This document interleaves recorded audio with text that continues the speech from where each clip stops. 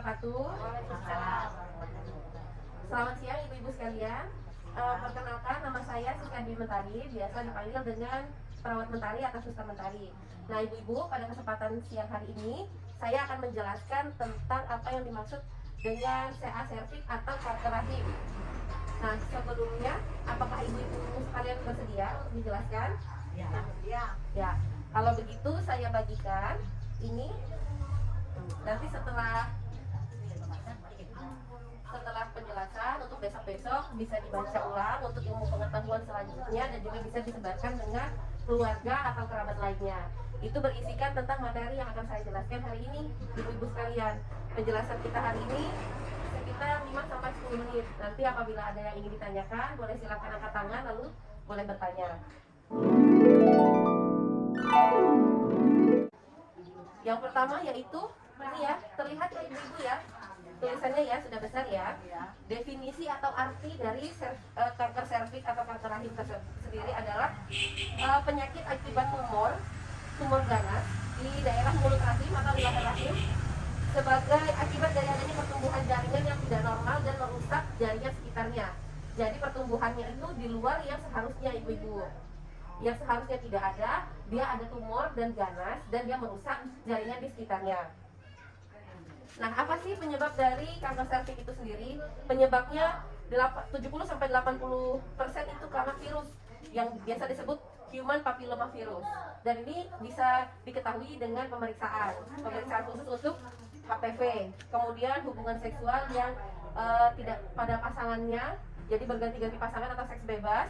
Kemudian seringnya mencuci vagina atau area genitalia dengan antiseptik. Nah ternyata mencuci area genitalia kita dengan sabun antiseptik itu terlalu sering atau pemakaiannya di luar batas yang sudah dianjurkan dari produknya itu sendiri, itu bisa menyebabkan kanker rahim atau kanker serviks. Kemudian daya tahan tubuh yang menurun dan juga meningkat pada wanita-wanita yang sudah menopause. Ibu-ibu sekalian sudah ada yang menopause? Sudah ya Bu ya. Apa sih tanda dan gejala dari CA cervix?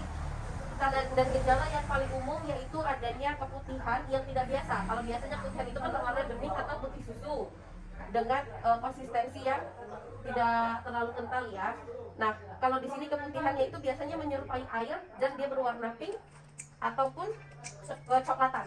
Kalau itu terjadi terus-menerus, nah itu dicurigai, bisa pergi ke dokter atau ke bidan terdekat atau ke fasilitas kesehatan terdekat untuk memeriksakan kondisi ibu-ibu. Kemudian perdarahan vagina atau mens tidak teratur atau terus-menerus, terjadi perdarahan seperti mens terus-menerus.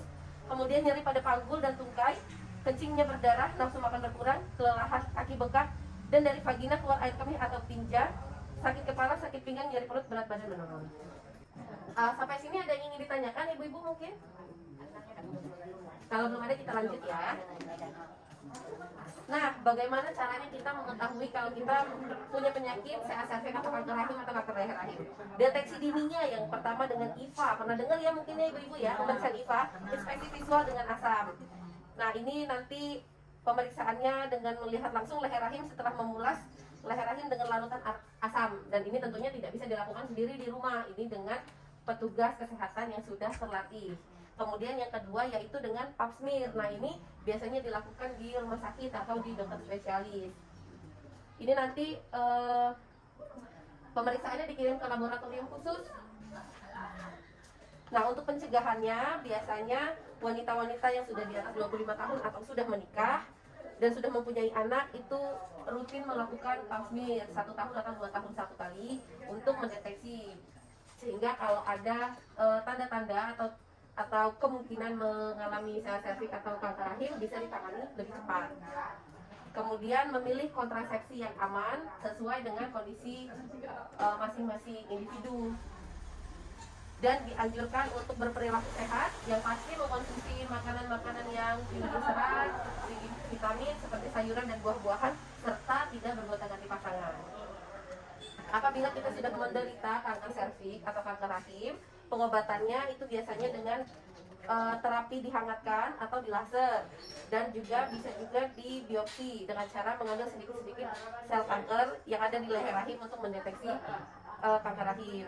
Kemudian bisa juga dioperasi itu dengan mengambil seluruh organ rahim atau bagian yang ada kankernya. Kemudian bisa juga di radioterapi dengan laser, dan ada juga bisa di kemoterapi. Ada yang ingin ditanyakan ibu-ibu? Kalau pap smear sama kon itu tadi sama nggak itu tuh? Kalau IVA dengan pap smear hampir mirip, tapi beda penggunaannya Bu. Kalau IVA itu dengan menggunakan cairan asam asetat, kalau pap smear dengan cairan lain, ya, larutan lain pemeriksaannya, dan itu harus di laboratorium khusus. Itu kalau dilihat itu sama aja nggak apa-apa kalau ada pap smear ada. Ya, yang mana yang lebih terjangkau tempatnya boleh IVA. Kalau memang memungkinkan untuk pap smear, boleh pap smear. Begitu. Ada lagi mungkin ibu-ibu? Sudah cukup ya? Ada leaflet yang saya bagikan, bisa untuk dibaca, dan apabila perlu dibagikan informasinya kepada kerabat atau keluarga yang lain. Akhirnya sudah selesai penyuluhan kita hari ini. Semoga bermanfaat, jangan lupa jaga kesehatan, dan semoga ibu-ibu sekalian juga terhindar dari CA cervix atau kanker rahim. Akhir kata, saya akhiri. Wassalamualaikum warahmatullahi wabarakatuh. Waalaikumsalam.